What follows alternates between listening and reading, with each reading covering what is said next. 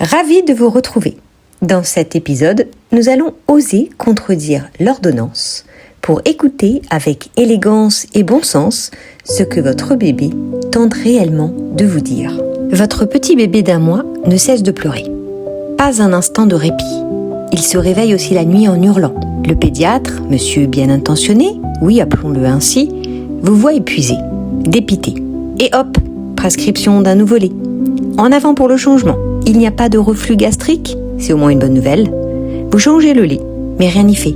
Et là, surprise avec le nouveau lait, diarrhée. Mais alors, que se passe-t-il ? Je vois souvent des mamans perdues face à un bébé d'1 mois qui pleure sans cesse. Et ces situations sont en réalité bien plus courantes avec le lait infantile qu'avec le lait maternel. Vous retournez alors chez le pédiatre. Mais ce pédiatre, aussi compétent soit-il, ne vit pas avec vous.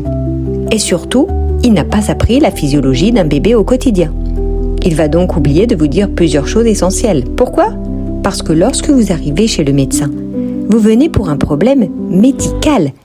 Or là, dans ce cas précis, il faut d'abord comprendre la physiologie. Un bébé a besoin de bras, de chaleur, de tranquillité, de manger, d'être changé. C'est tout. Les 3 premiers mois, c'est littéralement tout ce dont il a besoin. Mais alors, pourquoi est-ce qu'il se tord ? Pourquoi ces cris qui transpercent le cœur ? Je vais vous partager une leçon de vie que mon père, lui-même médecin, m'a apprise. En réalité, il y a souvent une confusion immense entre un bébé qui se tord de mal de ventre et un bébé qui se tord parce qu'il a faim. Et oui, parfois c'est très impressionnant. On peut se tordre, hurler, contracter tout son petit corps simplement parce qu'on a faim. Et parfois, 30 millilitres peuvent faire toute la différence. Voici ce qui est important de savoir et qui va vous sauver la vie. Pendant les 6 premiers mois, le système digestif du bébé est encore en construction. Cela peut alors gêner la digestion. Et non, ce n'est pas une maladie, c'est normal. Un bébé pleure pour s'exprimer, parce qu'il ne peut pas encore dire « Maman, j'ai faim » ou « J'ai besoin de toi ». Hélas, on l'oublie trop souvent. Prenez votre bébé dans les bras, dites-lui que vous êtes là, qu'il n'a pas besoin de s'inquiéter, qu'il n'est pas malade, que tout va bien. Parlez-lui. Il vous entend et s'attache à vous. Faites faire son rot à votre bébé pendant le biberon. Parce qu'avaler tout d'un coup peut faire très mal au ventre. Même s'il pleure quand vous vous arrêtez, ne l'arrêtez pas toutes les 5 minutes, mais au milieu du biberon. Faites une pause de quelques secondes, 1 minute, le temps qu'il fasse son rot, et ensuite il reprend son repas.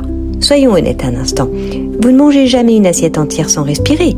Alors pourquoi votre bébé avec son estomac minuscule devrait-il le faire ? Votre bébé a besoin de bras.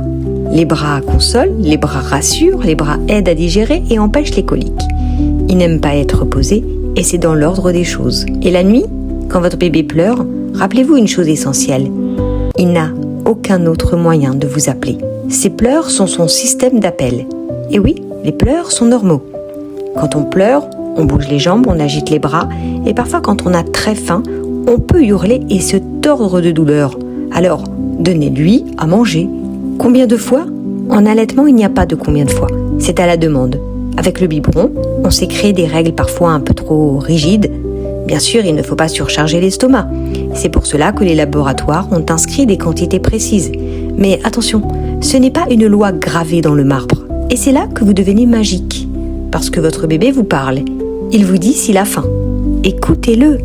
Écoutez votre bébé. Débarrassez-vous de tout ce qu'on vous a dit, même si c'est votre médecin. N'ayez pas peur. Pour savoir si votre bébé a faim, c'est très simple. Posez votre main sur sa joue. S'il tourne sa tête et qu'il cherche votre doigt, c'est qu'il a faim. Et là, vous avez votre réponse. C'est cela la physiologie d'un bébé.